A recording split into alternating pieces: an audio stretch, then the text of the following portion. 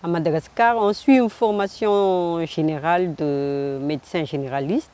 Et puis, par exemple, pour moi, j'ai été formée par la Fondation Raoul Follereau à Bamako. Et après, il y a aussi des formations qu'on suit sur place également, faites par le programme national et pour les médecins et le personnel de santé. À Madagascar, mon travail consiste à la fois en appui au programme national lèpre sur les supervisions, les formations et également sur les prises en charge administratives financières.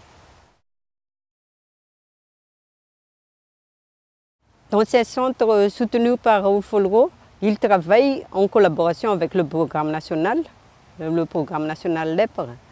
Donc à ce moment-là, ils sont formés à la fois en tandem avec le programme national et l'équipe Raoul Follereau dont je fais partie. Le constat que j'ai pu faire, c'est que, comme on l'a dit, l'élimination a été atteinte en 2006 pour Madagascar.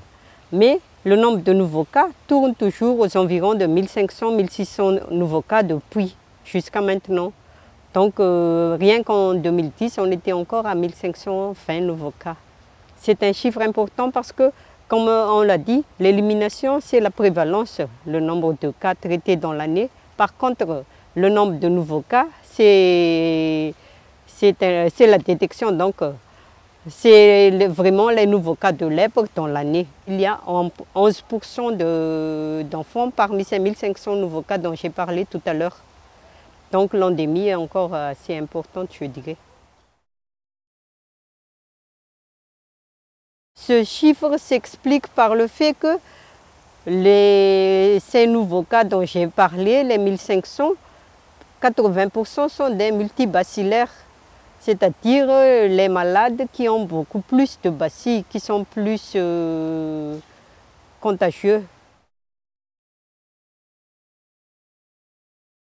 Comme il y a des foyers, il y a des zones enclavées, on pourrait faire un type de recherche opérationnelle, par exemple, faire un projet presque pilote dans ces différentes zones enclavées où il faudrait faire, je ne dirais pas recherche active des malades, mais une recherche plus poussée des malades.